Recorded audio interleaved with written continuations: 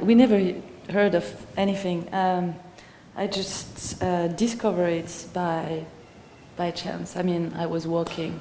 I was doing my first short film, which the idea of the film was to walk from Flushing to Manhattan, which is a long walk underneath the 7 train that goes from Times Square to, you know, the real Chinatown in New York, which is in Queens. And along this line, there is a lot of different nationality. We live like 150 maybe different, so it's almost, you know, you're crossing a lot of people and culture, and so that was the idea to walk from there to Manhattan. It's like a 12 miles walk, and then at some point I was just like, so I was filming, and then at some point I saw like somebody shaking a car. It's actually the first shot of the film, and I walk in and I started to shoot there, and people were telling me that it was a very dangerous place, and that I should run away from there, that I should not even walk there, that I should go back and, you know, leave. And I got really excited, so I just went in, and yeah, and I mean, and the funny thing is that this guy, I didn't ask any permission to film. I just walking, and I started to shoot, and there is this guy who came with a forklift, and what was that? Sorry about that. It's okay. Contradiction, because it's you know, the most disgusting place, you know, full of mud and like destroyed car, but it's absolutely gorgeous. I mean, when you walk there, you feel like you're entering. You have all this, you know, opposite feeling. It's disgusting, but you're totally overwhelmed by the beauty of the, you know, those cathedral. It's like there is something religious about, you know, like this pile of car, and it's also a place where you feel that it's the end of the road, basically, that like people come here to hide or the car to die, but you slowly discover that this is actually a place where people maybe hide, but also make a living, and also live there sometimes in cars, and that this is not the end of the life of a car, but this is, you know, a place where they're going to be like taking this door and go to another car and to another car. So this is like a moment just in the process, and it's this, you know, it's also a contradiction, because it's called the Iron Triangle, and, you know, it's a lot of Latino undocumented people, so their study is illegal, most of them, and this Iron Triangle, the way they live, the way they, you know, they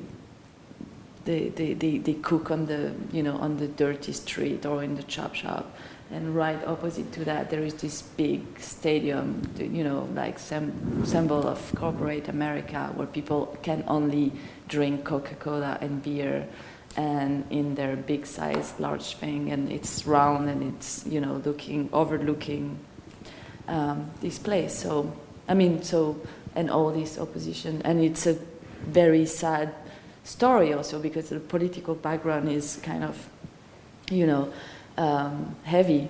You know, this place is meant to be taken by the city, and so they're fighting to keep this place.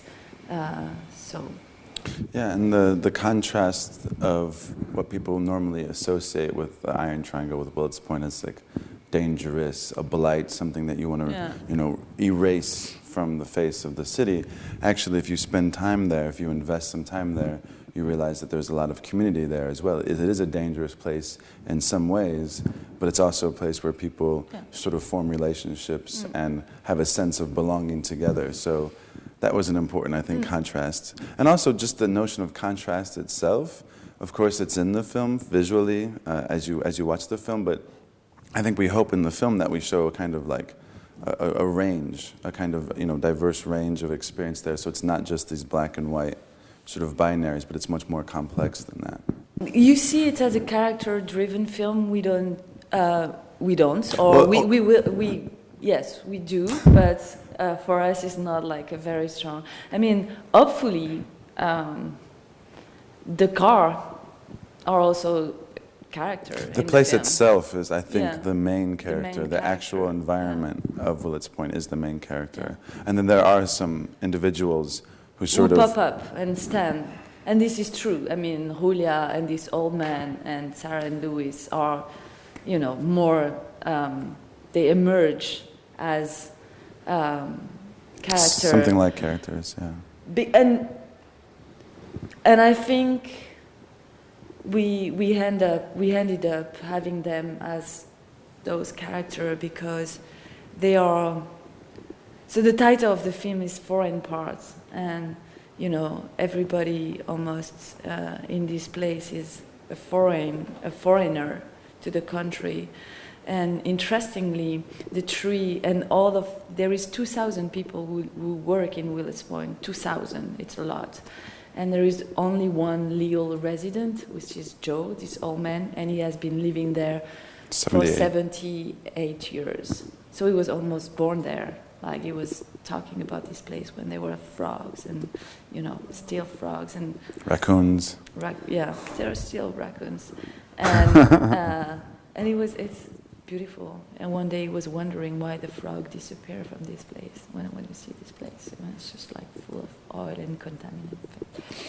So Joe, of course, is part of the place. Julia has been living in her van for 17 years, I think. And Sarah and Louis, the two homeless, they also live there. And they're very different from the rest of the community who work there. And I think we ended up spending more time with them because they were maybe the only one who live there but not work there. And we didn't want to make another film about the labor and the immigrant labor. It's just like we know this film already, so we don't need to make another one. But we see this labor and this form of, hard-working community here through them and through their, the life of father.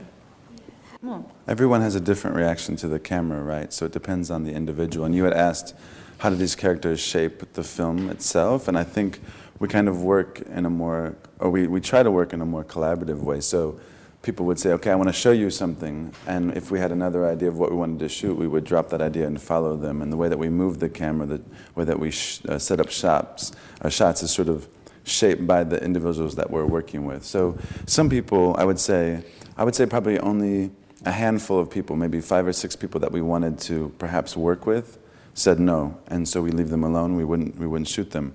Most everyone else, it ranged from at first not really being sure of what we were doing with the camera because a lot of media come through, their journalists. There's been other films that have been made there. So some people had, the desire to first find out what we were up to before they were going to agree. And other people like Joe, who sees the camera as a way to sort of advance his political argument, is right away very accepting of the camera. And actually, as soon as you pull the camera out, he begins to go into his spiel. Yeah, and the thing that JP and I, we agree on that, and is that we would not, I think it's like a conceptual things that we share from the beginning, that we were really interested in what the camera triggered.